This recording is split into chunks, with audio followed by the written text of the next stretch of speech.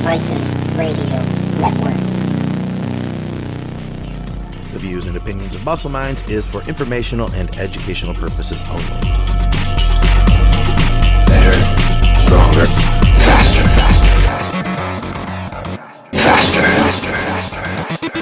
A man barely alive, faster. Better, stronger, faster. Steve Austin, faster. Be that man. Better than he was before. 5,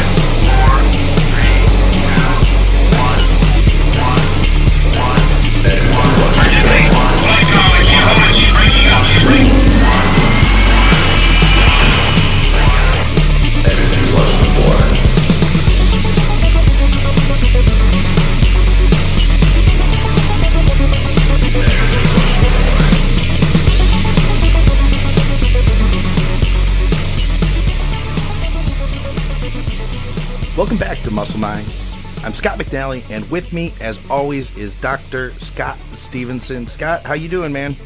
I'm good. I'm surviving. It's a new year, baby. We're both surviving. I think we're both a little under the weather today. How are you feeling? It's one of those. It's not a terrible, nasty cold at all. Really, it's just kind of annoying. You know. Okay. Yeah. It's funny because when I got this one, it was just from like trying to do too many things and kind of running myself a little bit ragged. And I literally I don't think I'd seen a person, like I hadn't interacted with anybody for maybe like 48 hours beforehand. Yeah. So I'm like, how did I get this? I was thinking the same thing. Like floating around in the neighborhood when I was walking the dogs, but sometimes, I guess it goes to show that your immune system can be really susceptible if you've kind of overdone it the rest of your life. Yeah. Well, that can lead me to some educational stuff right out the gate.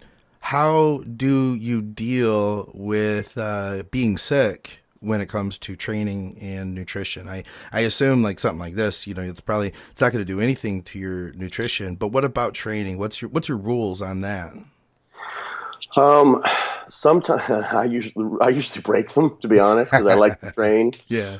Because it gives me a respite from feeling bad. I feel better. Yeah. Most of the time when I train, if I go into the gym and I start to feel worse when I'm training, then I sort of know I'll sort of plan out, usually kind of a cruise.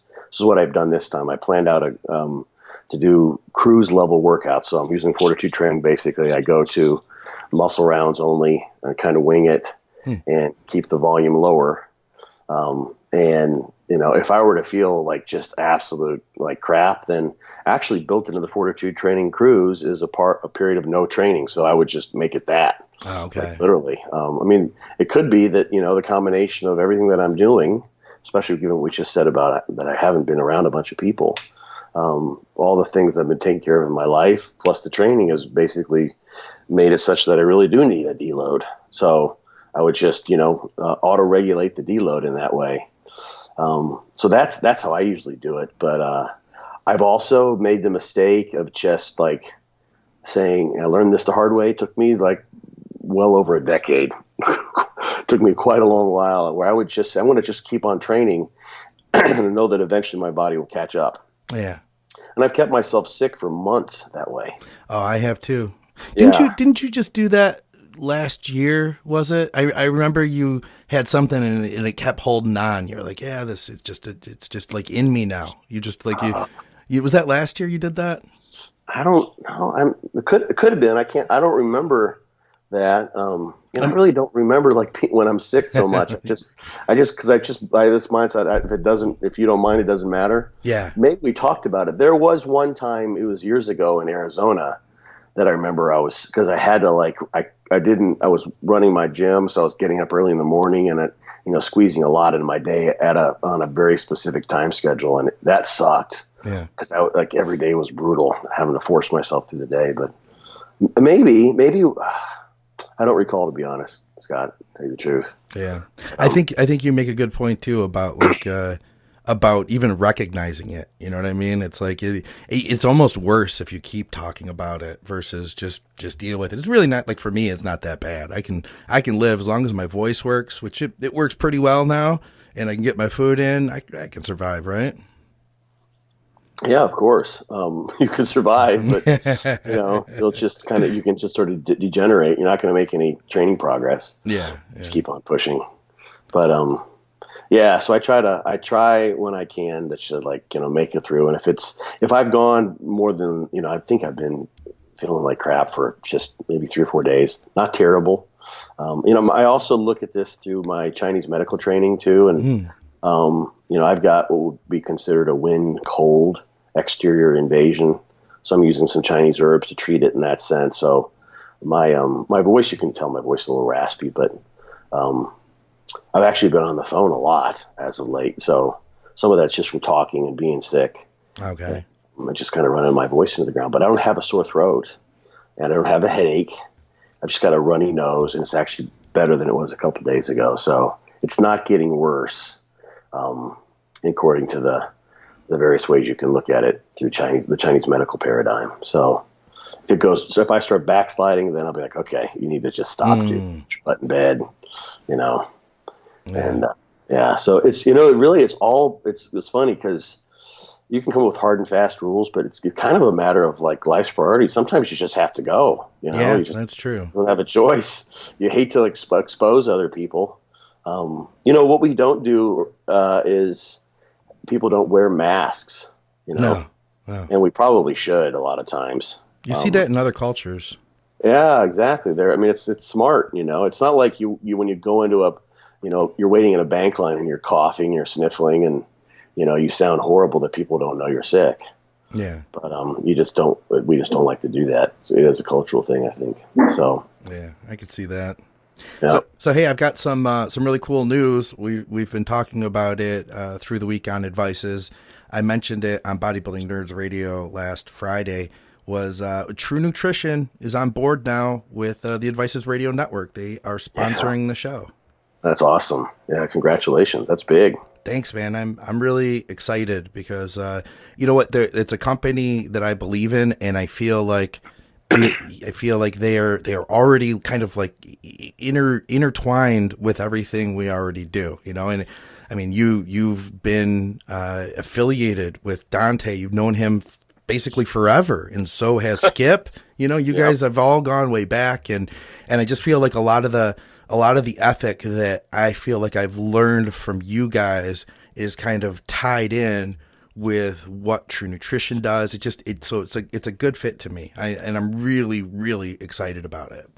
Yeah, absolutely. I mean, people may not know the origins of True Nutrition, which was True Protein before that, but it was basically Dante and his business partner. They got together. They just this is just crazy how people are ripping off customers by having them pay so much more for packaging and all this kind of stuff when you could just get them the raw materials, which is all your kind of hardcore bodybuilder wants. Just give me a bag of protein. Right. And they literally still sell bags of protein. You can still get they changed the bags that they use over the years, depending on what they could find and I think the industry standards, but you can still just get basically unadulterated raw supplement. Right. Which is phenomenal, Yeah. And so that's kind of cool. You don't see it very often, at least not in this industry, where, we're sort of inundated with people sort of trying to sleuth things past you. And, if you look at, of course, the black market, people are constantly scamming. They provide good product and then they provide crappy product and they vanish before they get totally found out. And Dante's just kind of stuck to his word and stuck to his principles of, and it's paid off. It's not like he's doing pretty well financially, I think. Obviously, the company's been around for a while, and they've got their manufacturing company that they use in the background. But he just kind of stuck to some basic, bare bones principles of trying to provide stuff at the best price possible. And I think, I'm pretty sure, I don't want to speak for them, but I think they've got a price matching policy. They used to. That was part of their advertising push. But they don't even have to push that anymore because no one comes close. I don't even really have to check because you never see protein at the prices that they offer it. Just they can't match them. Yeah, but So, I like the fact, like you had said too, it's nice to be a part of something that you can trust. That's what I'm keen on. And and I like being able to add stuff in. Like I was mentioning before, I use a bag of their citrulline malate. And so no matter what, like I've been using whatever pre-workout I want to use. If I want to use a pre-workout, I could just throw that right in there to, boost that up so I can get, the 6-8 grams that I want to use. It's cool stuff. It's good. It's good. Yeah. It used to be you could actually make your own for a while. And that was something that I don't think that they really legally can do, but that was really nice. But you can exactly create your own supplement. You can create, different combinations if you want different things based on different days. Like, you want to have whey protein isolate that's going to be had during a workout versus combined with the casein if it's at nighttime. Like you can mix and match in any way you want. And I think you could still do that. You can to a certain degree. There used to be like literally you could create whatever kind of complex supplement you wanted to. Huh. Yeah, and they have a system now. I haven't used it because I just buy the bags and I just combine them. Like, I've been doing this for so long. I know kind of what I want to have, and I just sort of run it through my head. Right. I think kind of like like someone who's a chef. You see the guys, they're not measuring out every bits and pieces. They just kind of eyeball it. Yeah. But it used to be like you could get like a jug of a supplement that contained like creatine, citrulline malate, and agmatine, and whatever you wanted to put. You could literally create your own special, and then you could reorder that. Oh, okay, interesting. It's legally basically you can't combine things in that way because you need to get approval from the government to have a formula of that type.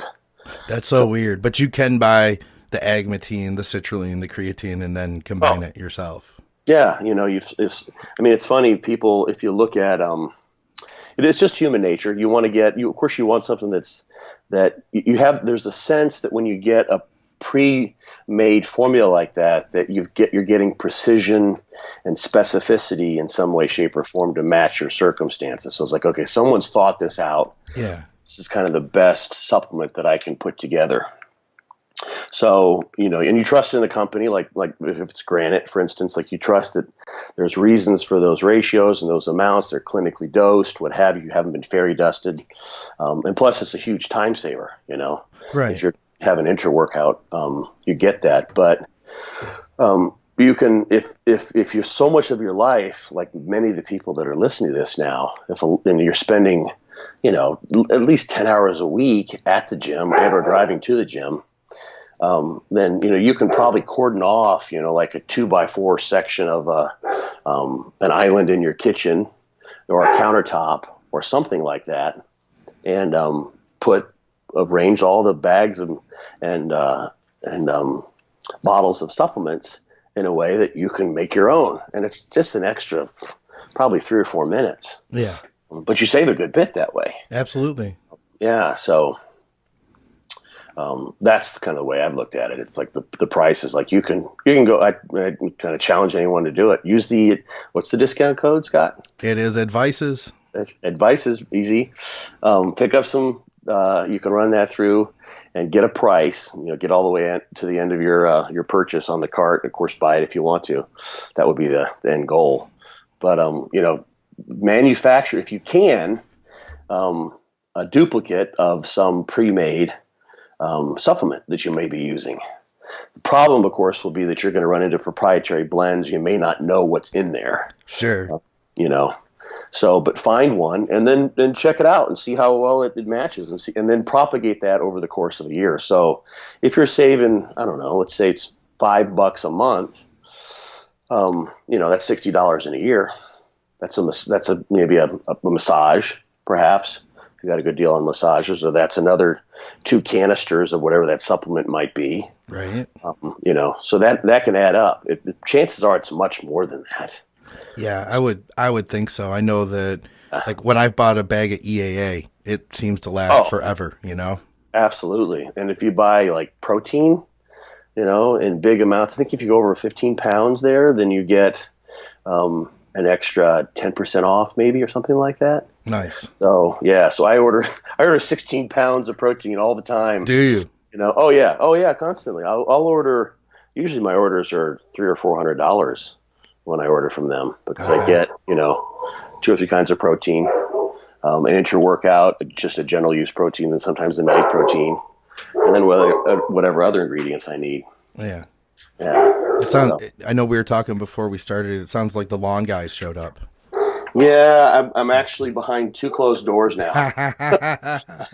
I'm going back in the back of the house. They're either they're weed eating or they're blowing leaves and stuff around. So I couldn't hear that much. I just knew the dogs were telling you, "Hey, there's somebody in the yard." Yeah. Either we stop and I say, be quiet, and then they'll quiet down, or I sort of try to avoid them and hope they'll quiet down. And I think people don't mind it. I actually, one guy said, he was like, just let the dogs go. It's just part of life. Dogs are going to bark, right? It's authentic. Yes. And, yeah. Someone hasn't taken over my body and decided to run the world through the podcast as me. Yeah. Hey, so I didn't want to make it like a big commercial thing. But I did want to mention that to everybody about True Nutrition. The other thing I wanted to mention was, once again, now we have your seminar that's coming up with John Meadows in Columbus. Yes. Is that going to be the 28th? Last day of February. Yep. Okay, perfect. So that'll be Thursday, right before the Arnold. I'm going to plan on getting in town early so that I could be there to check this out. I'm excited, man. I know you said you were gonna write a couple of new lectures that you were gonna give, and I know you've been super busy, so I bet you haven't even begun that yet. That's my guess, but you might surprise me. Have you started those things yet? Not formally, but I've scratched out some ideas. When ideas come to me, I put them on a little notepad on my computer.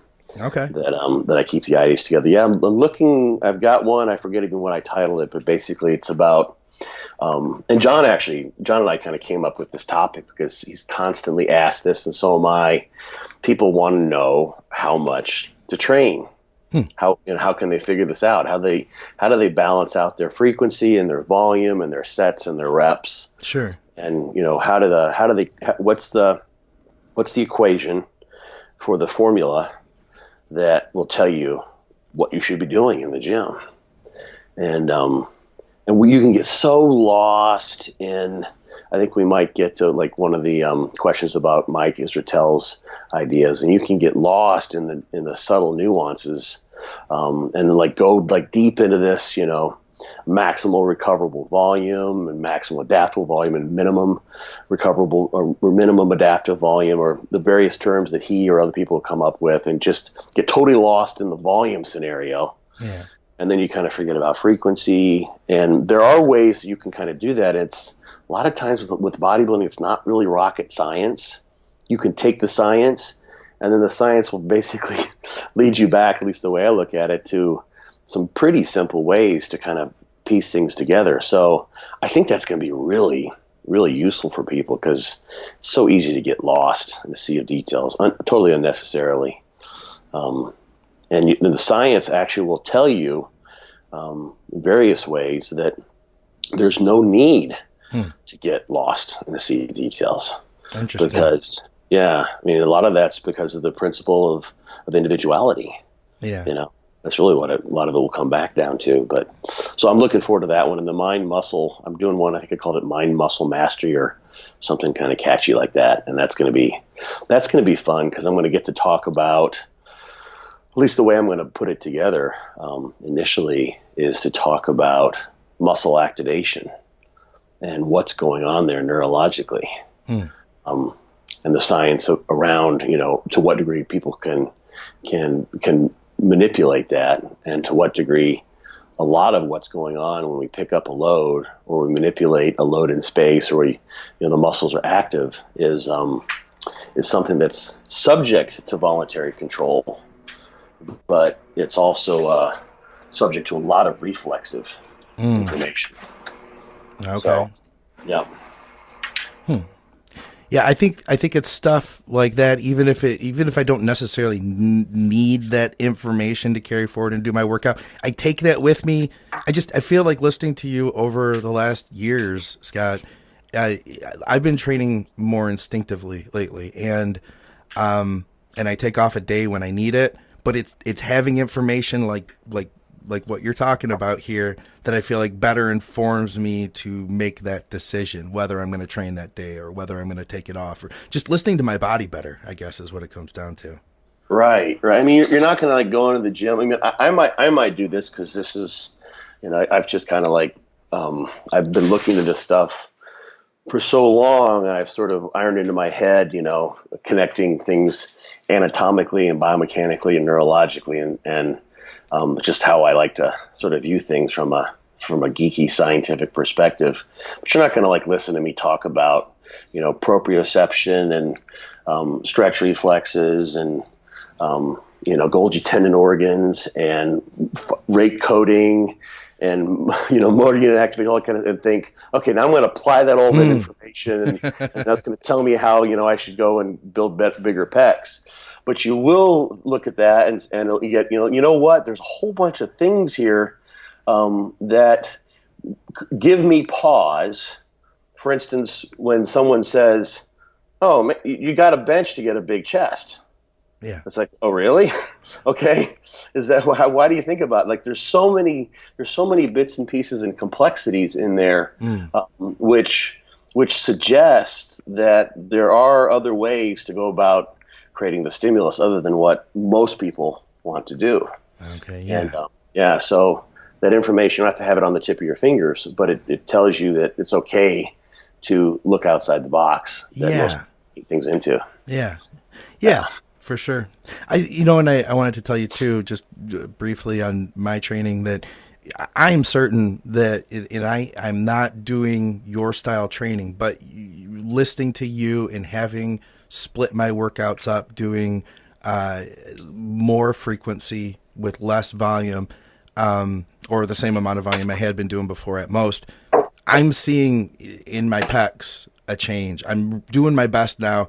It's hard for me to split that up still in my other body parts, but I've been really trying, and just because it's been huge, like it really has. I've seen my pecs develop, having split them up on that frequency like twice a week now in general, but with less volume per workout.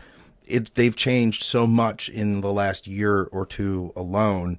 I'm just telling myself now, like, I got to do that with back. And I'm taking that mindset of getting in and working really hard, but really limiting the amount of time that I'm doing it, and then stopping, and then coming back a few days later and doing the same thing again. There's the catch-22 there is that when you have a muscle group that doesn't respond very well, it's sort of weak and stubborn. Yeah. Then you just want to obliterate it. You want to pull a CT Fletcher and command that muscle to grow. And just like destroy it. Of course that doesn't work for a lot of people.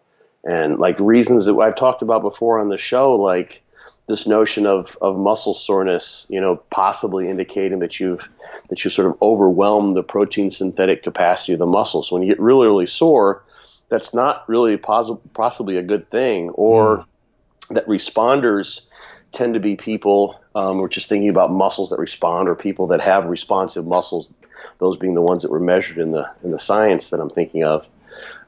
They get these really good growth factor responses that turn on satellite cell activity, and those who don't get those types of responses. So you're going to need to maybe elicit, if you get a weak response growth factor wise in terms of urging the satellite cells to do their job and allowing the muscles to get larger, then you're going to have to do that more often, because you just get kind of like a piddly little output satellite cell from each workout if you're not a good responder in that particular muscle.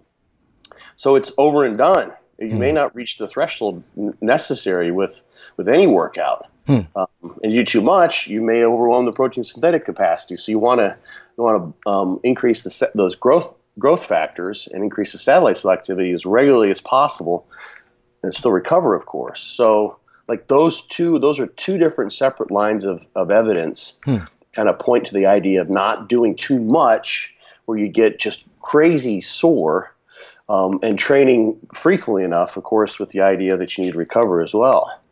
So those both, that's like the science, some sciencey notions that point to what you're seeing or you've been experiencing now in the last year and a half, in your chest at least. Yeah. So, yeah. And, and the thing is, of course, when you see, excuse me, when you see that the people who have sort of the best backs or the best chests, those are responders. They play by different rules. Those muscles grew. They're like your calves. Yeah. Right? Yeah. You're a great example. I'm sure you probably get tired of people picking on your calves and talking about your calves all the time, but it's really kind of fascinating as to your calves are just like absolutely world class. They're just outstanding. They're ridiculous. Well, thank you, but I at the same time I'm not like, well, thank you. I'm so proud of all the labor I've put in. Exactly. Yeah. Someone who has every muscle group that responds like that, who's just basically a natural bodybuilder because they've just got genetics that do that, or maybe it was a matter of physical activity when they're a kid that led to epigenetic changes or what have you that made them a pretty good responder to bodybuilding training. But if everything grew like that, then you ascribe it to yourself to a certain degree. It's a tough thing to step back and say, I'm just lucky. This isn't me. This is just because I got good genes. It has nothing to do with me. Our egos want to claim, that success. But you've got the contrast built into your body, of being someone who's now at this point struggling for every new ounce of muscle. But right there in front of your face is an example within you of a muscle that you don't even have to train them. It's like a glimpse of being Flex Wheeler without actually getting to look like Flex Wheeler. Right. Yeah, I mean, and there's a constant reminder there. One thing you could even do is think, okay, my back and my calves are completely different. I'm going to have to do totally different things for your calves. Like, don't even train your calves. You don't have to. And your back, you're going to have to use every little technique possible to massage your recovery and the nature of the stimulus to promote muscle growth in your back musculature. Yes. And that's kind of a cool thing. Like it's in a way, you're going to laugh when I say this, but your calves are to you what Dave Henry has been to me. I see what you mean. I get it. As a reminder of the importance of genetics, so to speak, or other factors that are sort of beyond your control. Yeah. You weren't like as a child thinking, I'm gonna do things during my childhood and my growth and development to ensure that I have gigantic calves as an adult. Yeah. And it came about, without any willful desire on your part.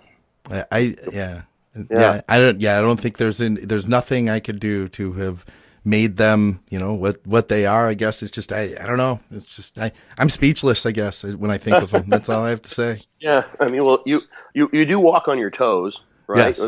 Yes, and I used to, more so. And I don't as much now, but if I go to run, that's the first thing I do is I'll go up to my toes. Like I'll sprint more than anything else.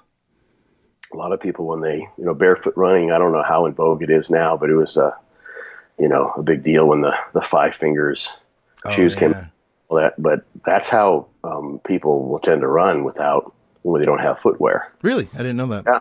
Mm-hmm. Yeah, many people will have they won't use a heel strike like we typically do now. And that's what you're supposed to do, right? I haven't really, I think I did some, I think I was taught some running stuff in my weightlifting class in college, but I don't think I was ever really formally trained. That's what you're supposed to do. There is a form to it, is what you're telling me. Well, I mean, I'm no expert. I looked into this at one point in time, and when I did, I recall it being kind of controversial, because there aren't very many cultures where people are running around barefoot all the time, But that's kind of the idea, is that the heel strike is something that only can develop biomechanically when you've got footwear on to permit that. Otherwise, a forefoot strike is more natural, and that's sort of anatomically correct. So what you're supposed to do, probably is a matter of what you got on your foot. Yeah. But anyway, yeah. So you may have been doing what was sort of built into us through evolution, as far as walking and running, and you're just more inclined to that, even when you're wearing footwear, than other people would be. I noticed yesterday I was doing shoulders, lateral raises, and I know I've done this on multiple exercises. As the weight was getting more difficult, I try not to bounce. I try not to, you see some people, they kind of they cushion their knees a little bit and then they bounce with the reps. I try to keep my body stay still, but in the process of locking myself so that I don't bounce, I go onto my toes. Right. Yeah. Yeah. There you go. Yeah. Yeah. You're neurologically wired to make use of the calf musculature. Yeah. I guess they're there. You better use them for something. Right. But not everyone would do that, Yeah, that's what I was thinking, because people mention stuff from time to time, and I don't really think about the differences. But yeah, that's something I was thinking yesterday. I bet not everybody does this when they're doing their lateral raises or curls or whatever. I probably do that more often than I realize. You can see there's other examples. I mean, good trainers have probably noticed this, or people who work with a lot of folks, and people with good glutes and hamstrings, they'll tend to, when they bend over, they will keep their back in an anatomically neutral position with the normal lordosis, curvature of the spine. So the kipping forward of the upper body is at the hinge joint of the hip, and that's a function of gluteal and hamstring, posterior chain activation in those muscles. Whereas people with someone's got quote unquote a flat ass, you'll see when they bend over, there's a lot of lumbar flexion. Okay. Wow.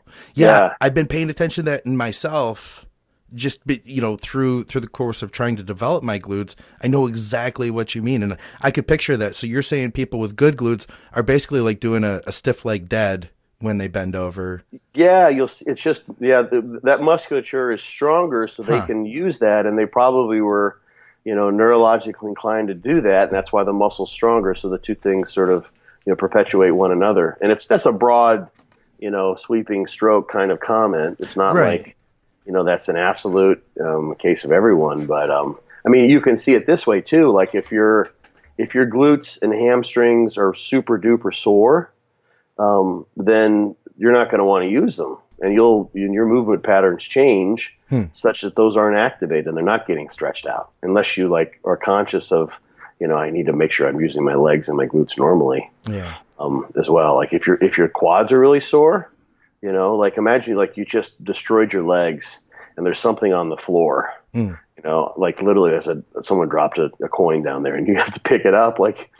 He'll do all sorts of weird shit to get down. He'll find a table, that you can hold yourself on while you get down on the floor, and then you crawl to it, Yeah.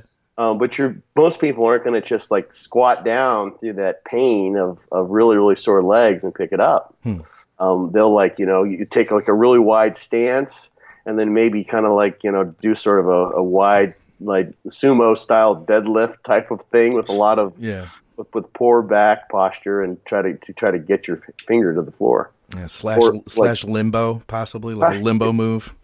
The limbo. No, not like lean back limbo. You mean?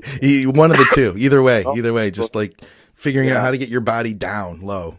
Yeah, some weird thing. And then a lot of people who have big traps, you can see it in how they're activating their back when they're doing all sorts of things. Head presses. It's a lot of shoulder shrugging that's involved with it. When they're doing side laterals, a lot of shoulder shrugging. When they're doing back movements, rowing movements, you can see there's a lot of shoulder girdle elevation, and a lot of not as you can just kind of tell there just don't. There's a lot of movement there, and a lot of the movement drive is almost like they've got a built-in sort of kind of body English type of biomechanical pattern that involves initiating the movement with the traps. Yeah. And that's a really good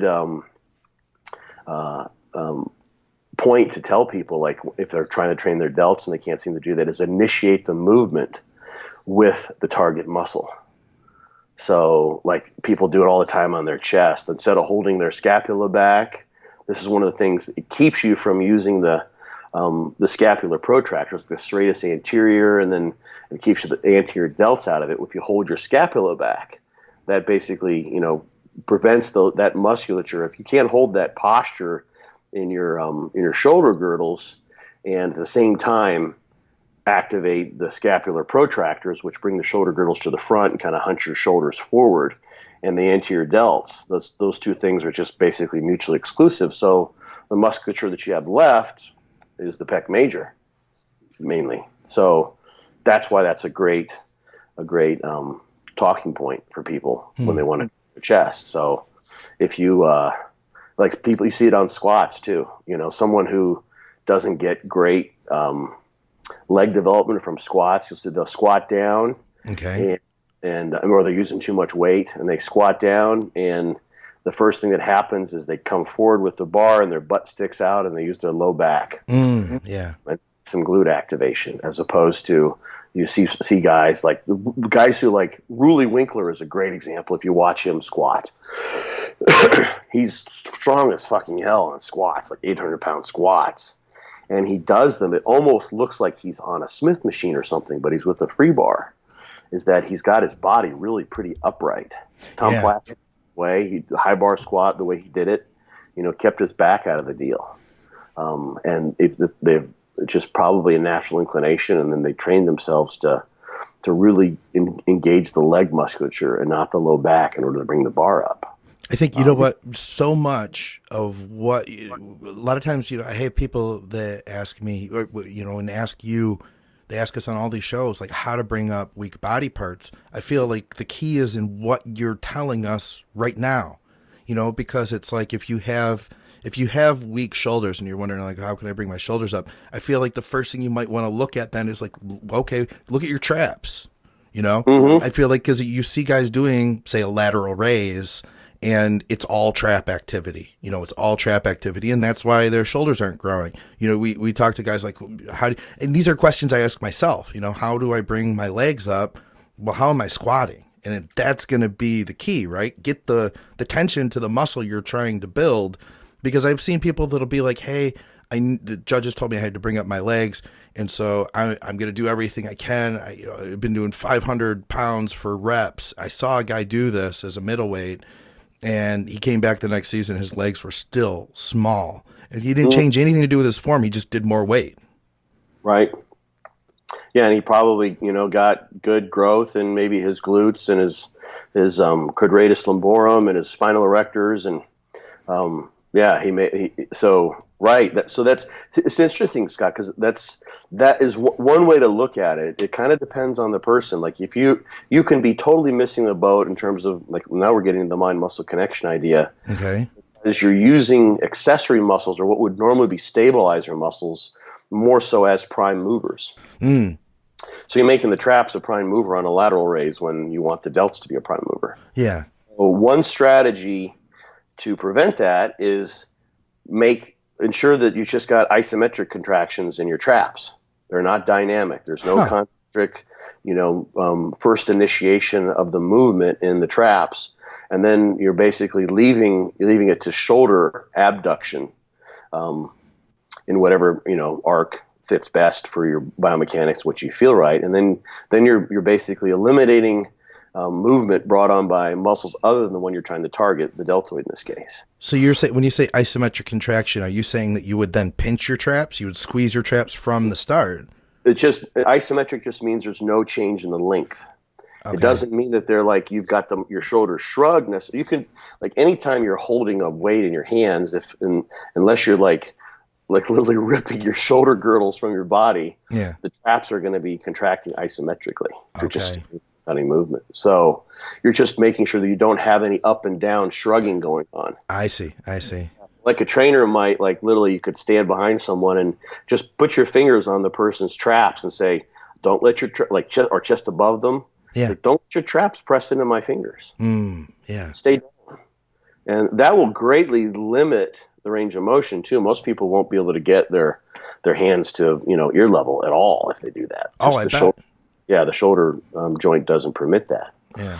So that's one thing. But then on the other side, this is where you can see this if you've got a trained or kind of experienced eye, because I pick up on this just from having watched many people, and like Dave Henry is a perfect example of just someone who has a really good knack. Even though you might see movement in accessory muscles, he still has a really good knack for making the target muscle the prime mover and the driver of the movement. So the primarily trained muscle for a given exercise.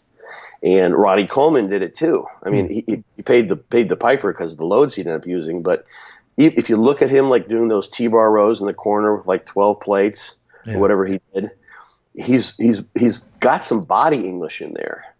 But what I sense when I see him, and you could kind of document this with EMG, and there's a little bit of research that's been done comparing like kind of good with really good bodybuilders in terms of how they can increase the EMG as you increase loads in the target muscle. People that are more advanced and have been training longer do a better job of sort of incrementally increasing the EMG as the load gets higher, whereas people who aren't so advanced, they won't. When the load gets higher and higher, they're no longer increasing their ability to move those heavier loads through activating the target muscle. They're doing it by bringing in accessory muscles. They're cheating, basically. And you can kind of document that with an EMG as your measure of muscle activity. Okay. But here's the thing. Now we're going to go deep. We didn't plan to talk about this topic, but this is good. This is good stuff, though. It is good stuff. So muscle, this is the force velocity curve. I think I just posted a Facebook memory that I did a video on this a couple years ago. Yeah. Outside my back porch. So there's probably the most important aspect of muscle physiology is the force velocity curve, which dictates for mammalian skeletal muscle that you've got greater force production capacity during eccentric or lowering exercises than you do during lifting exercises. So you're weaker in the concentric, you're stronger on the eccentric. You could have someone do a bench press or incline press or a squat, and you could load them up to 10 or 20% above their 1 rep max, what they could literally lower and lift back up. And they could lower that under control. They wouldn't come back up with it, but they could lower it, and they might even be able to hold it for a split second. But you can produce much more force when the muscle is lengthening for a given amount of muscle that's activated than you can when the muscle is shortening. And of course, faster you're trying to move something, the less amount of force you can produce. Till eventually, like at your fastest velocity of contraction, you can hardly produce any force. So that's the thing, is that when you're lifting, let's say it's a dumbbell side lateral. And this is a great one because form is so variable; it's all over the place. Yeah. Some people like to do them really strict. They're like literally like an automaton. They're like one of those robots from Walt Disney World where you're on the log ride, and they can just move like 2 joints at a time and nothing else moves. Yeah. So it's pure shoulder abduction. Not a bit of body English anywhere. And that's a great way to ensure that's the muscle that's being used. But if you look at the stimulus that you're producing that you want to create in a muscle, you can take into account this force velocity relationship, which demonstrates that which says that you can produce more force lowering a load than you can lifting it. Yeah. So if you want to match the force velocity curve and basically produce as much overload on the lowering of the weight, you're going to have a heavier weight than you could probably lift with control. So basically, you can do this is what cheat reps are about, forced reps are about. So you take a set to failure, and then you no longer can lift unless your partner helps you. They force the rep, but you can still do those negatives. And eventually you come to a point where you're having both concentric and eccentric failure. But those cheat reps allow you to continue the set. Yeah. Weaker on the concentric than you are on the eccentric. That's the intrinsic nature of skeletal muscle, is dictated by this force velocity curve. So if you got someone, let's say, who is just really, really good, like Ronnie Coleman or Dave Henry or lots of high level people that you'll see. I think this is one of the things that sort of separates really good bodybuilders just in general from those who maybe aren't, is their ability to do this. If you got someone doing dumbbell side laterals, and they can do a really good job of activating the deltoid. They can literally do with themselves forced reps in a certain sense by adding some body English to bring the weight up and then lowering under control just using the deltoid. So you can imagine this. Imagine you take some electrodes and you put them on the delt and you activate it. And so the delt's turned on, and let's say you've got it activated with just enough current that you can't raise the load. The person's holding onto the weight. If you just lifted that weight up, it would go up, the muscles stay active, we'll just kind of ignore fatigue here for a while, and then if you let go, it would just stay. It wouldn't come back down, because if it came back down, that would be an eccentric contraction. And the muscle in and of itself, by its very nature, can produce more force during the lowering. Yeah. So now substitute those electrodes and the electrical activity for someone who really knows how to connect with the deltoid. And they've figured out over time how to kind of do this kind of mind-muscle connection. They can give just enough body English so that they're putting in maximal effort with the deltoid and lifting it up, and then they're not doing anything to assist in holding that weight up. They're just using the naturally greater force production ability of the muscle during the eccentric and really overloading the eccentric with a really heavy weight.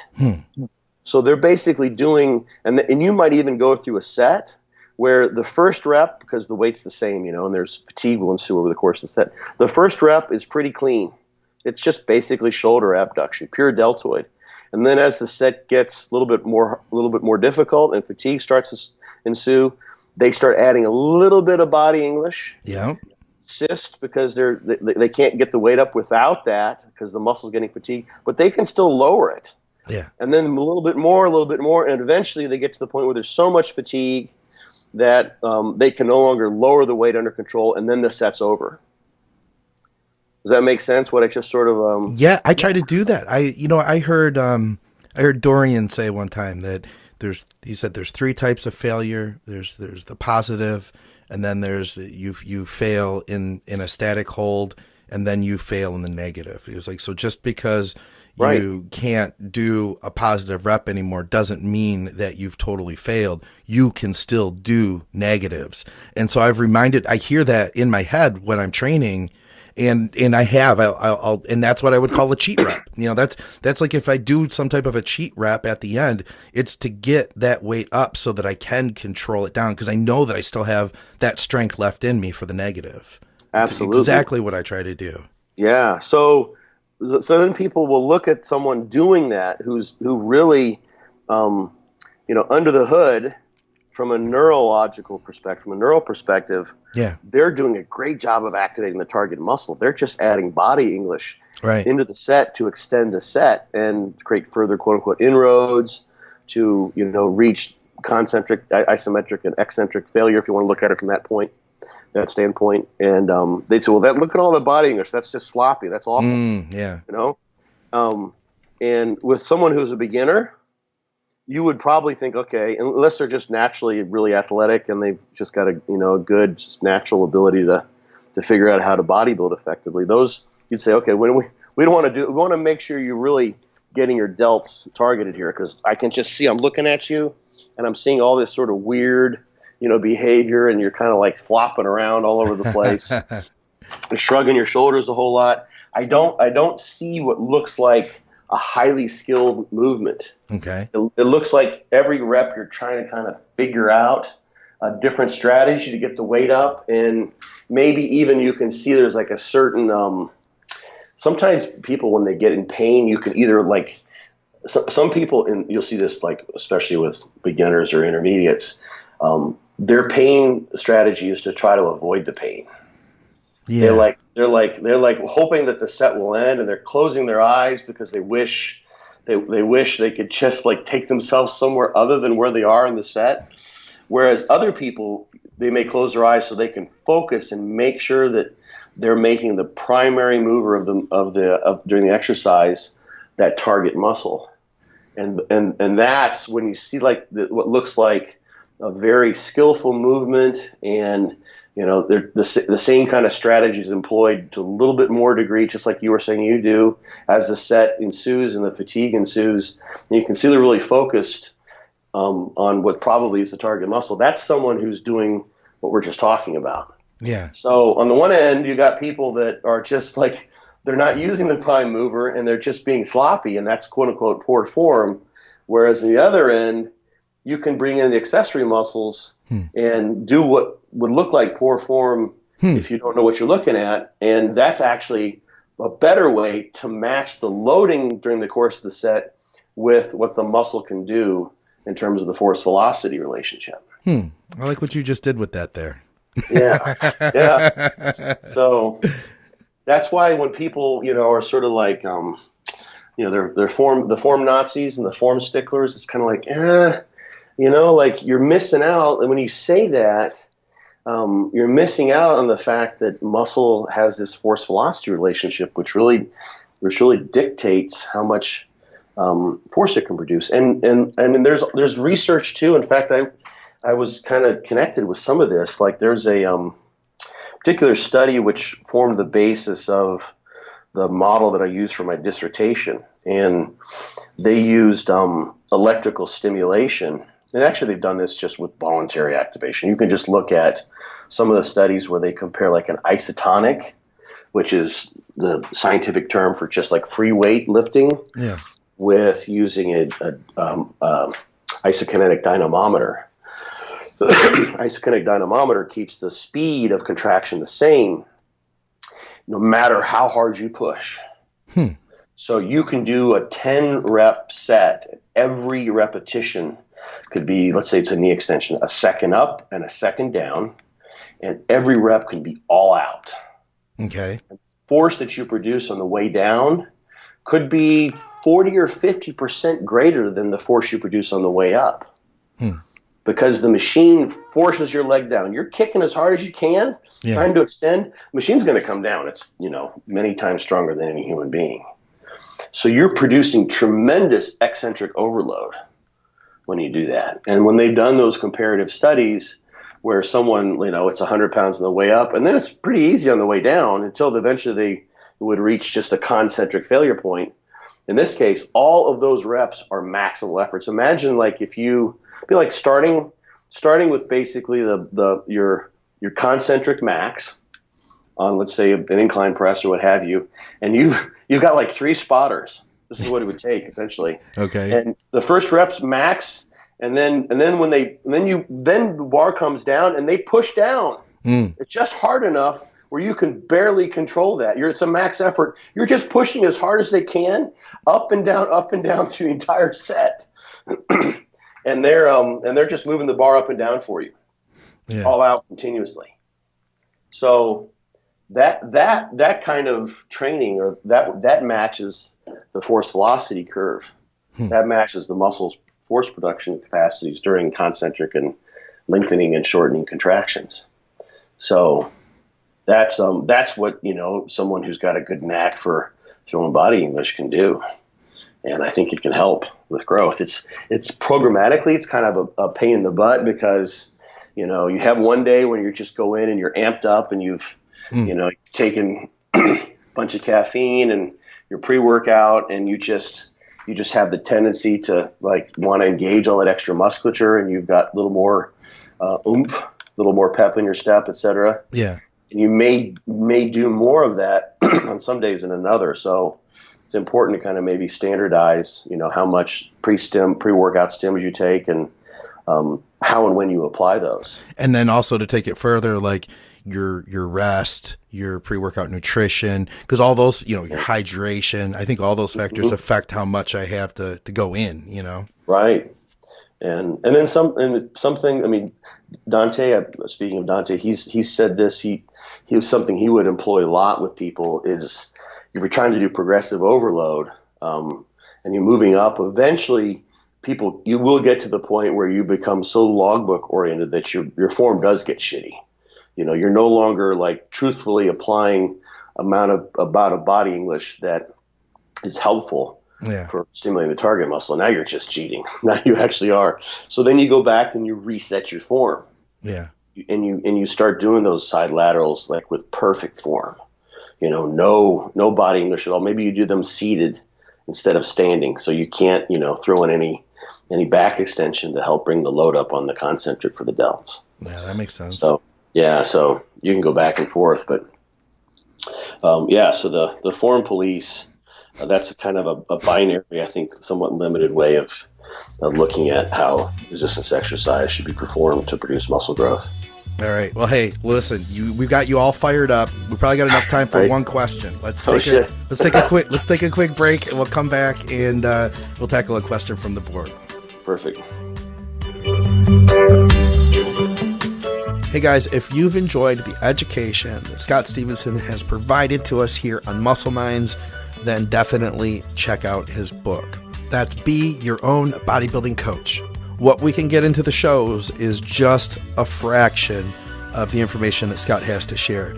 He's dedicated his life, really, to bodybuilding, and he's filled the pages with all of this great information. It's super well organized, and I believe that you could take any physique to the next level. I'm not just saying that. I seriously believe that.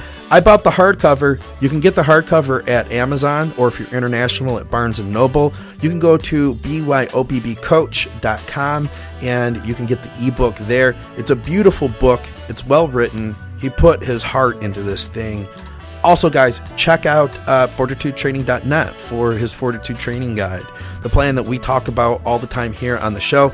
And hopefully I will see you along with Scott and John Meadows at their seminar. It's going to be on February 28th, Thursday before the Arnold. If you're heading out, be sure to stop in and check out the seminar. It's going to be awesome. All right, guys, let's get back to the show.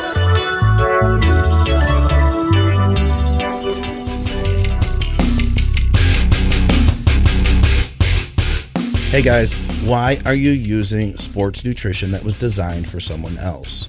At TrueNutrition.com, they offer the world's largest selection of quality protein powders, and they let you design your own custom blend from a variety of powders, flavors, boosts, and packaging options, like the Team Skip blend, for instance. That's over 20 billion possible combinations to create a protein powder tailored to your diet, your goals, your tastes, and your budget. TrueNutrition.com also offers the ability to create delicious custom oatmeal blends, and they're third-party tested, proving that all their supplements are ensured to have the highest level of quality and value.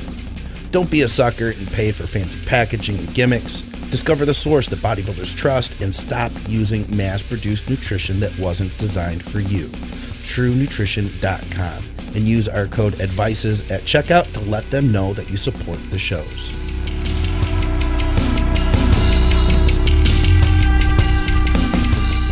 All right, guys, and we are back. Muscle Minds with Dr. Scott Stevenson. I'm Scott McNally.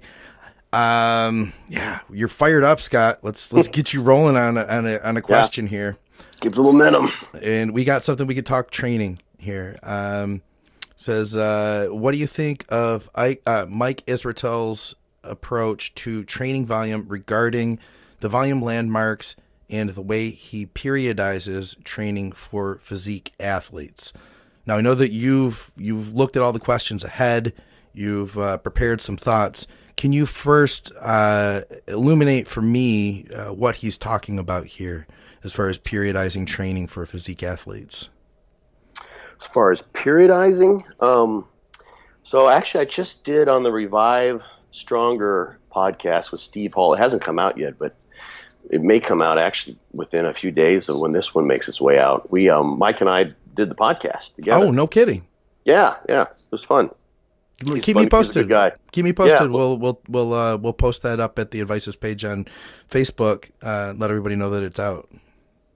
Yeah, he as far as periodization per se, I think actually when I first read this and thought about this this question, we hadn't even done that podcast, so I had to go and kind of look into what he does. But the basic idea, and I like this, is he sort of uses the principle that I employ and that I think is a good way to look at things, is try to get the most from the least. So generally his way of periodizing, as far as I understand it, this is kind of a broad stroke. Of course, I can't speak for Mike, but is that you start off at the beginning of a mesocycle, or what I might call a blast, or beginning of a major kind of training push with less volume, because you don't need so much volume to create a stimulus for growth. And you can see this just in the fact that although there is this repeated bout effect that is a protective effect from previously having trained, so you don't get sore. So you're not you haven't completely lost that, even if you've taken a week or two off of training compared to if you hadn't trained for a year. You still can sense that you're getting a little more sore than you would have otherwise for any given particular training bout. So starts off with less training volume beginning and generally builds that up. And I don't know where Mike stands as far as auto-regulation. When you've set out a schema like that, I think his general idea is that in an ideal world, and Mike really is, people kind of, at least the impression I got is that people sort of ascribe to him much more of a black and white way of thinking about things than he really has. His ideas are mainly directed to sort of beginner and intermediate level people who need sort of more of a black and white type of approach, because you follow that road. It's sort of like someone who wants to kind of learn to do some off-road four-wheeling, and they just learn how to operate the four-wheeler. Okay. So they just get on a track with a lot of bumps, and they just kind of go around the track, and they sort of learn their way around. And then once they figure out how to navigate hills and make quick turns and do slides and change gears, then they can go out into the real open terrain and figure out how to deal with that. So when you first start off training, you can use this approach where you get the most from the least, as I would phrase it, train with lower volume, and then increase your volume over the course of a training mesocycle until eventually you do a deload. Okay. Yeah. So he has these volume landmarks: the minimum, the maximum, sort of the minimum adaptive volume, maximal recoverable volume, and basically sort of the low and highs. One of the things we talked about on the Revive Stronger podcast is that's highly variable. So he has sort of suggested, set ranges, which for me would be way too high. Of course, you have to contextualize those with the training frequency. Those are with the idea of, I think, per week, the numbers that he has out there. So not necessarily per workout. So if you're doing 2 workouts a week, you're not going to be able to use those numbers in each workout. And that can affect your recovery too. Frequency can compound in a way that the people wouldn't expect. People notice this when they do fortitude training. Is you go and you train legs, and maybe you've done a compound exercise and an isolation exercise for your quads on Monday, and then you come in and you're going to train your quads again on Wednesday. Well, yeah. 2 sets, 2 true working sets wouldn't be diddly if you're going to train once a week, but you're going to train quads again on Wednesday and then again on Friday. Yeah. So the frequency compounds. So that's just one factor off the top of my head that can change where those particular volume limits are for you. And he's all about figuring that out on your own. So those are kind of the main things. We're actually pretty much on the same page in terms of most things, at least that we talked about on that podcast. Nice. So yeah. So yeah, listen to the podcast for more when that comes out. It was a good time.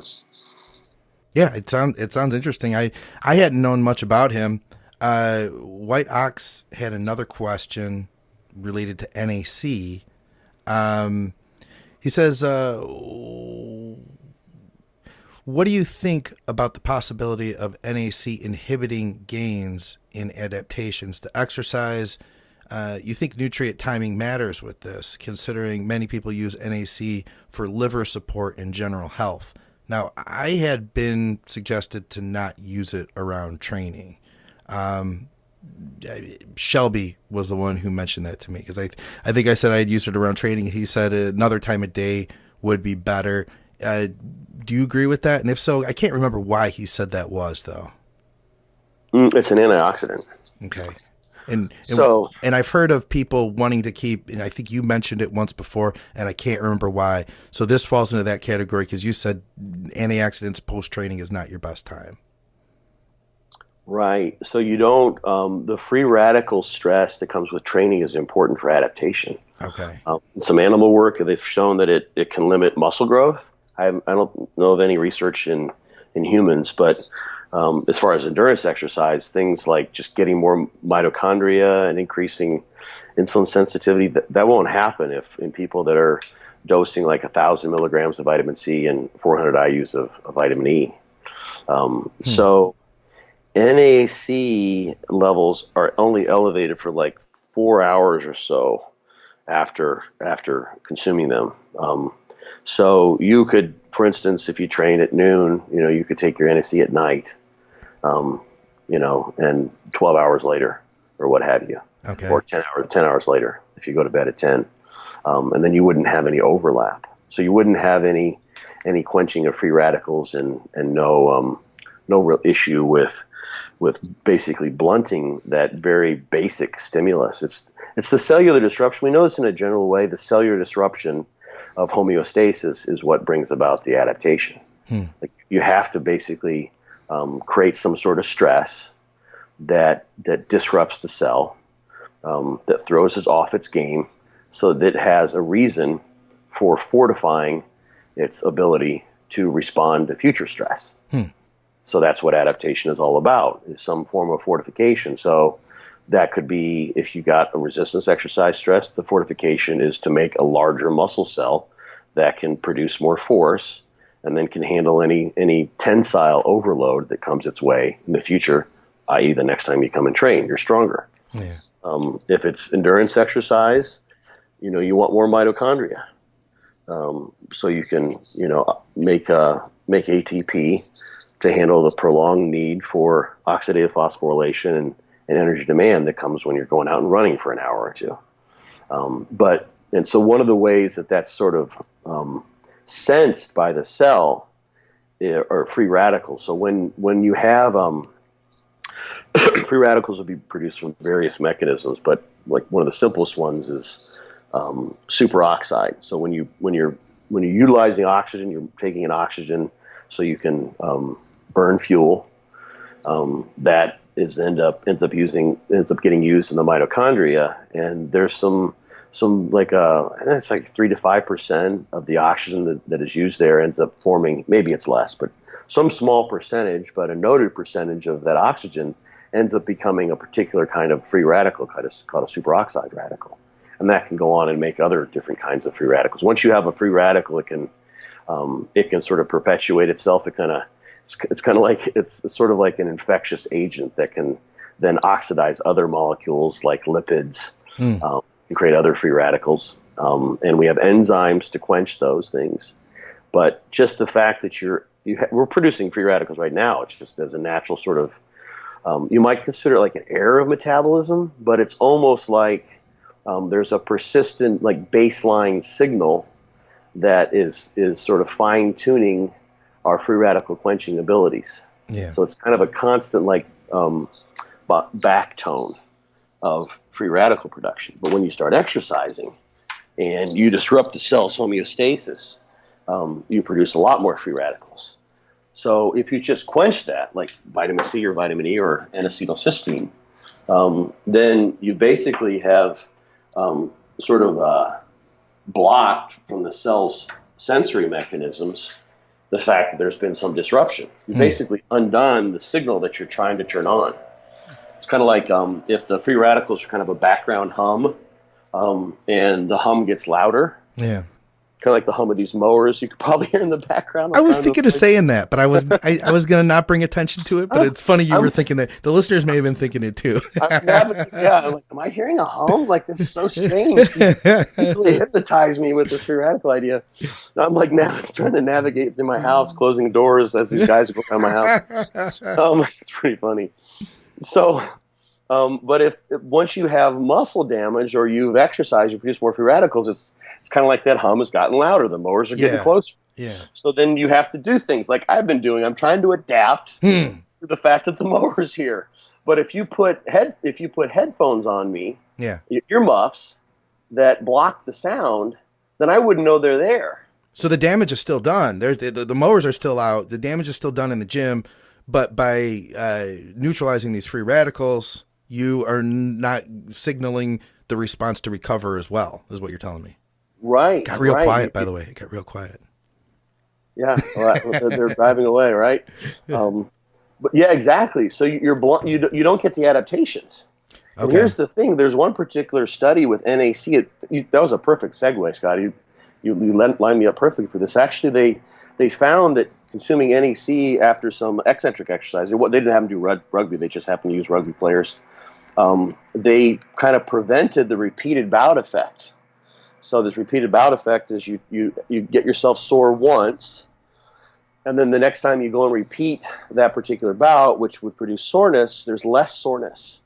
Well, that's an adaptation that's probably connected with the growth adaptation, and they gave the group that got NAC, or maybe it was in the round of the trial where they gave them NAC, the repeated bout effect was limited. They were sore when they went and repeated that bout after they'd been given NAC. So it prevented the soreness initially, but it also prevented the adaptation to future soreness. They were sore later on down the road. So so that's the idea with NAC. This is hormesis. I covered this in my book. It's the term that sometimes people haven't heard, and it's the idea that a certain amount of stress sort of optimizes the adaptation. If it's less, then you get less adaptation. If it's more, you get sort of maximal adaptation. Fits with Mike's ideas of maximal adaptation. Some amount of training volume would elicit sort of the maximal adaptive response. And then if it's too much, well, then you're moving towards an overreaching or overtraining type of situation where you're doing too many things. So like some of the interesting stuff in this area is, for instance, using NSAIDs. There's a little bit of research with older folks. This came out of Ball State. I've talked about it probably in the show a couple times at least, where they found that although NSAIDs normally limit satellite cell activity and they blunt protein synthesis after resistance exercise, when they gave older folks who tend to get sore more easily, maybe don't have the ability to adapt quite as well, they gave them NSAIDs, and which would blunt that inflammation, and they actually grew better with the NSAIDs. No kidding. It probably reduced the insult closer to that sort of best stimulus for producing adaptation. Whereas the training would have been too much otherwise. When they sort of blunted the brunt of the blow of the training bouts, they got better adaptation because they limited the inflammation. So it's a good question. So you want to NAC is good. Like vitamin C and E, they can be around for like something like a dozen hours. They can be around for a long time. So the thing that I don't know is like exactly how long after the bout, because there's going to be some free radical stress that persists for a long period of time. And you don't also know, to what extent where you are sort of on your optimal hormetic stimulus. So some people might be training too much, and it might be, like in the case with these older folks, the anti-inflammatories, it might be okay for them to take NAC. It may be, let's take a situation where someone is doing a lot of training and they just take all their, because they want to, it's convenient, and they have a hard time remembering to take all all their pills and things. They just take all the antioxidant related things. They take their liver. They take a pre-workout oral that stresses their liver, and they take NAC because it'll help with preventing liver stress. It's one of the things that a lot of the liver aids do. So they quench free radicals in the liver. So they've got a nice balance going on there. They can train and they can do 12 or 15 sets for a muscle group, and they take their antioxidants, and that gives them good adaptation. And they're like, oh shit, I'm preventing my adaptation because I'm taking these free radical quenching things like NAC, and now they remove that. And now they've got too much damage. They've got too much free radical stress, and they actually adapt more poorly, or not as well, because now they don't have that the NAC or whatever else they might have been taking, sort of optimizing the stress in the way that the NSAIDs did for those older folks. So that points to the idea. That's an old school idea: is just be consistent. Whatever you're doing.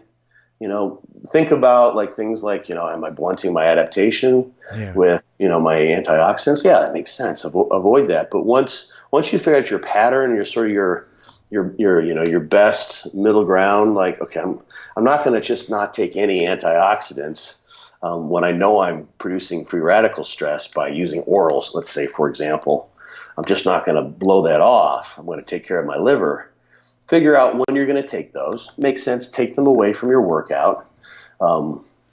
It's just because you're going to have them in there, but then be consistent so that you've got those supporting or not interfering with the stress of your training in a consistent way, and then you can better auto-regulate your training.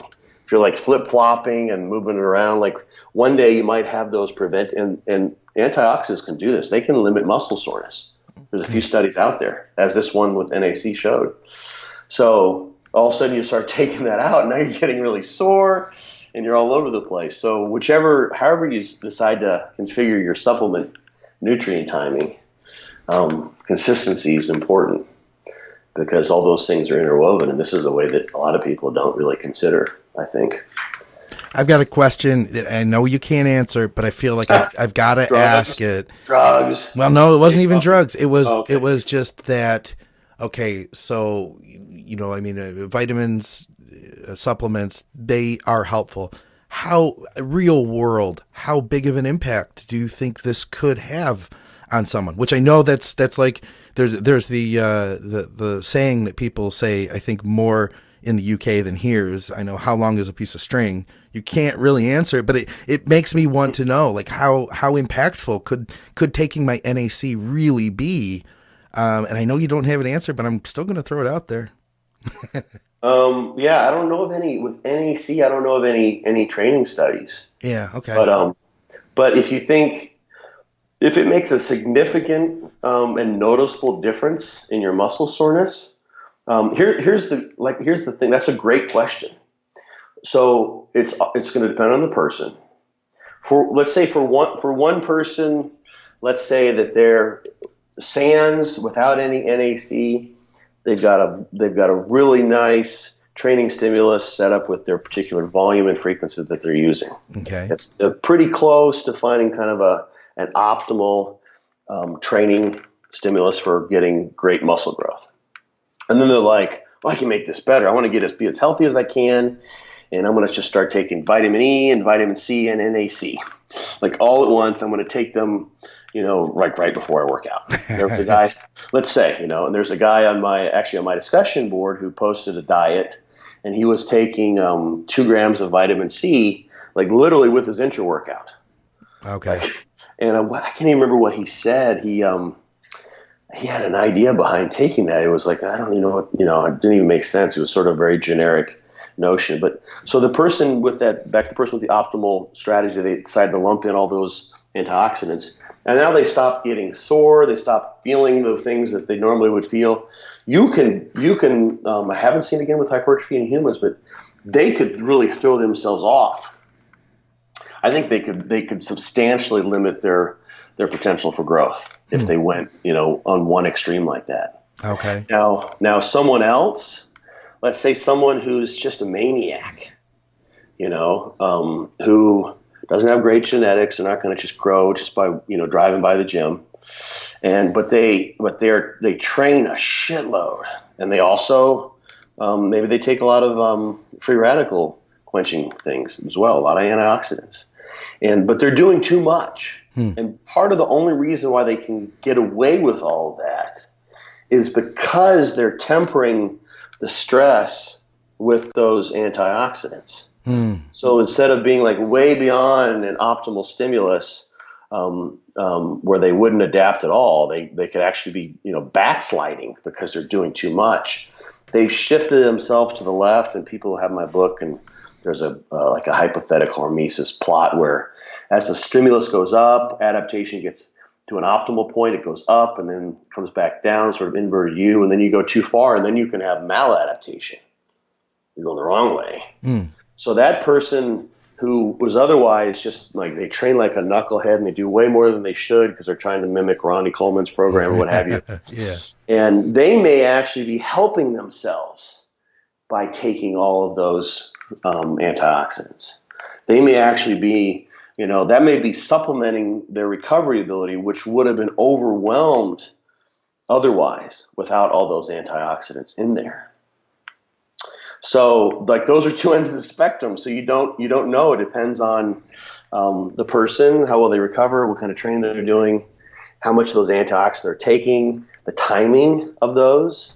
So I mean, I think when you've got like, when you've got the training stimulus and the antioxidants that are working in opposite directions, to a certain degree, I think it's best that's complicating things. If you've been doing what you've been doing and it's been working, then it'll probably keep on working. If it ain't broke, don't fix it. Yeah. Keep going there. I wouldn't say to someone who's making great gains and they happen to be taking like, 500 milligrams of vitamin C with their, their pre-workout or something like that. I'm like, keep doing what you're doing. It's fine. Yeah. If it were like 2 or 3 grams, I'd be like, yeah, well, might think about, see what happens. Keep everything the same, and maybe we'll see what happens if we take that out. But if it's kind of an obvious, like that's a little bit overboard, you can throw it out. But otherwise, I wouldn't have something in there that counters your training adaptation, if at all possible. That makes sense. So just to plan not to, and I like the idea too that you could possibly see the difference in soreness and use that as a judgment. Absolutely, yeah. I mean, not everyone gets sore. The soreness thing is all over the place. Yeah. I'm someone who gets really sore, and a lot of people don't. So, that would be one way to, sort of judge it. And consistency, and then, only change. This is one of the principles I have in the book too, is, change as few things as you can at once. So what is the reason for any change in how well you're adapting or how well you're sleeping or anything that comes about from that change. You want to be able to pin it down as best as possible. Yeah, that makes sense. Yeah, and it's also nice to know the science is nice to have in your back pocket. Say, oh, shit, I'm really sore now. Okay, I just moved my antioxidants away from my training times. And I thought you were going to go with that question.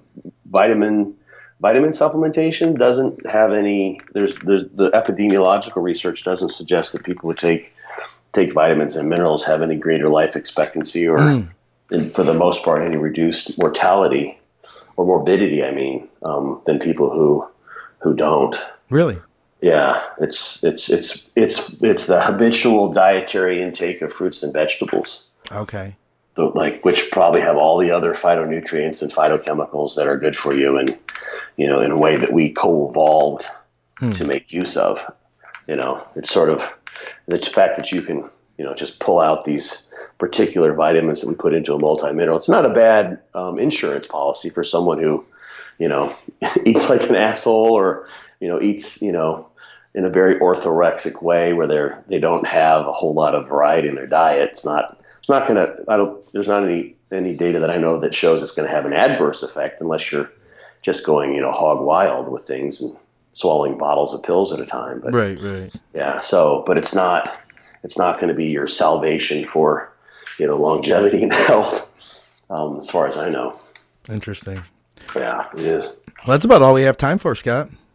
How about that, man? We got through one question, but we did a lot more. If we were to say we just did a show with one question, well, we did talk about my calves, but then that segued into some really, really cool stuff. Yeah, it was fun. I would almost hesitate. Like, I would almost want to edit that part out because I'm like, I don't want it to be about me. But then it turned into something really cool. So I don't edit stuff out anyway on the show. So not really. No, we don't. No, that was good. No, the calves are like. I mean, how often do you get comments about your calves? Just often enough that we talk about it on the podcast. I mean, there's podcasts about my calves. That's how weekly, right? You know what? I honestly, I often, but I don't even really think about it because I feel like if my entire body was that good, I probably wouldn't even want to bodybuild. It's like it's just not exciting because probably true. Calf training isn't fun to me. I don't really, I don't get anything out of it. There's no like, there's nothing for me to overcome, and get better at. Yeah. So that's I guess all I got to say on that. But yeah, I've heard it a lot though. Of course. Now, if I could only get the rest to match. Yeah. Do people look at them? I mean, like a woman with really big boobs, like, the guy's eyes are always darting down. Like, like she doesn't notice that you look at me in the eye. I'm talking to you, not my mouth. My eyes are not down here at chest level. Do people like look down at your legs? Do you notice that before? I've noticed it more than once. Yes. Okay. But usually it's cool. Like if it's a pro bodybuilder that I'm talking to, Right. and it's like somebody I want to meet and they're just like, hey, how's it going? And then they're like, holy shit. Usually that's what Seth Feroci said. We were training at the gym. I ran in, I met him, and I was like, hey, how's it going, man? They're getting ready to train some chest. I was just starting legs. And as we started talking, he was like, good God. He was like, how did you do that? It's like, as VJ said, it's like my icebreaker with pros. Yeah, that's hilarious. Yeah. I can't imagine Seth Feroci using a 4-letter word though. He's so clean spoken. Yeah, he may not have. He was just he wasn't but he made note though. It was fun. Yeah, he's pretty outspoken dude. I got to get him on one of the shows. We talked about it, and I've been thinking about him again. He seems like a really cool dude, and he's away from competition now. But you could tell he still loves training. He still loves the life of being a bodybuilder. Oh yeah. I don't know. There's any topic he wouldn't talk about. To be honest, he's pretty friggin' open from what I've seen and heard. Yeah. So, what do you have going on today, Scott? I know you said you're not feeling too well. Are you training though? Yeah, I think I'm going to. I think I got cranked up for the podcast, so I can talk, I can train, right? Yeah, there you go. Isn't that the hardcore rule of thumb? Yeah. I'm gonna tattoo that on my forearm or something. If you can talk, you can train. Yeah, I think so. I've got some errands to run, so I may have to venture down to an LA Fitness that's near where some of the places are I need to go. So I'll get to try out and it'll be a muscle around day, so that matches. I'll be able to try out some exercise, some equipment that I haven't used for a while. So nice. Yeah. How about you? You training too? No, I've been training for the last few days in a row, and I'm due for a day off. Plus, since I'm not feeling too great, today is a perfect day to not train and stay home, work on stuff with the podcast, and just get the rest of my work done. Clean up a little bit around the house and just kind of keep it low key, I think. Yeah, it sounds like is it cold as shit up there too? Oh, it's terrible. I walked Betsy around the block and we both regretted it. Yeah, we don't have that issue. It's always nice down here pretty much. You're lucky, man. I don't know. I guess so. Yeah, I guess I'm lucky in many, many ways, but I also did make the decision to move to Florida. That's true. It wasn't like you just ended up there by chance. It wasn't like, all of a sudden, like the whole world just got shook up and people got scattered in different directions. You lucky son of a bitch. How'd you get up to Florida? I'm like, I don't know. It had something to do with driving on the highways and, buying the house, that kind of thing.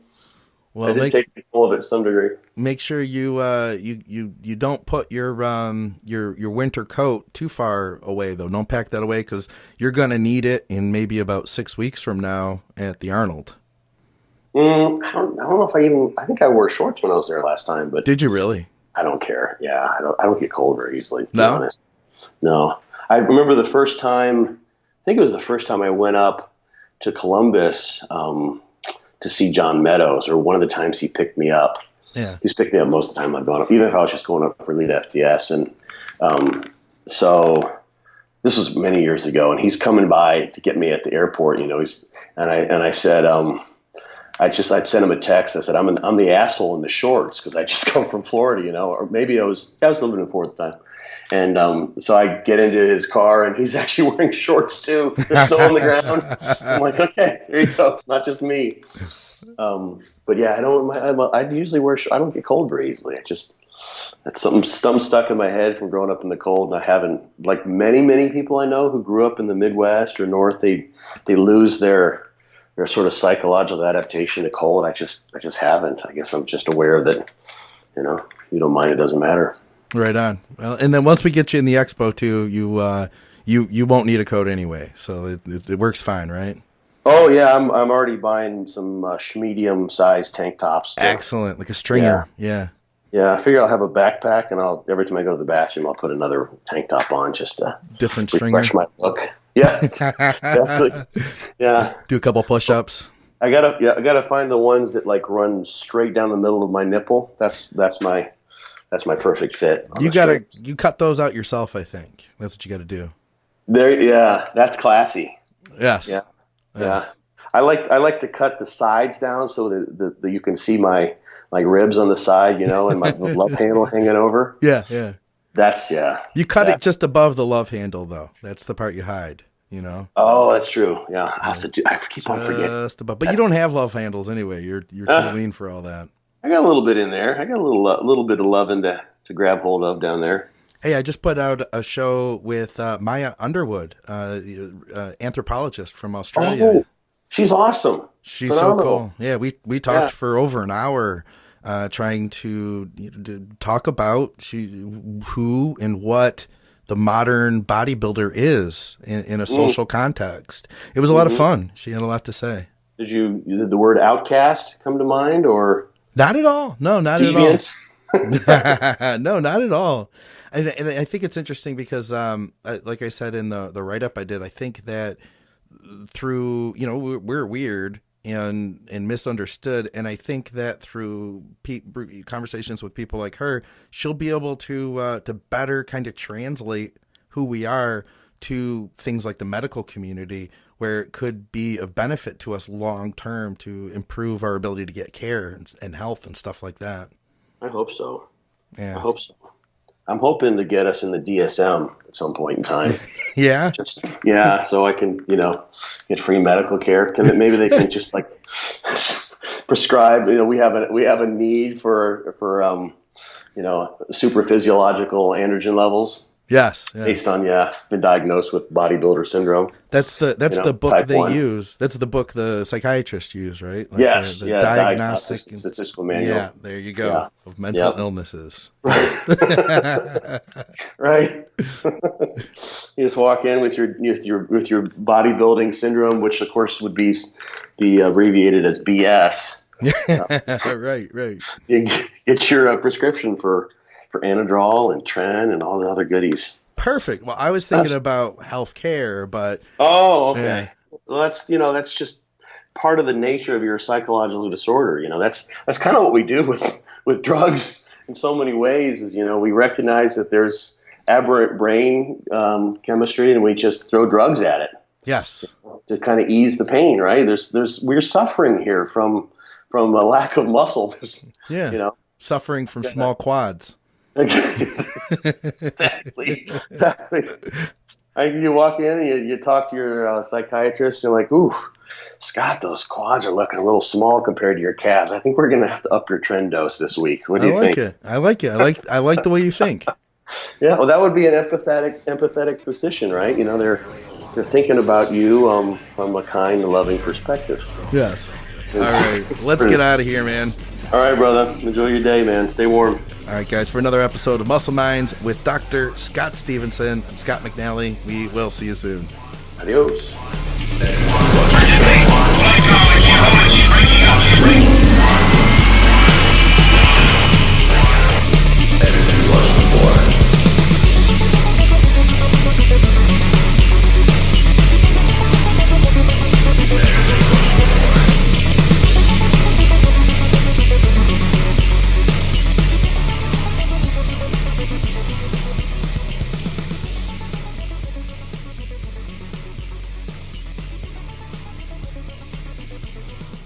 Devices Radio Network.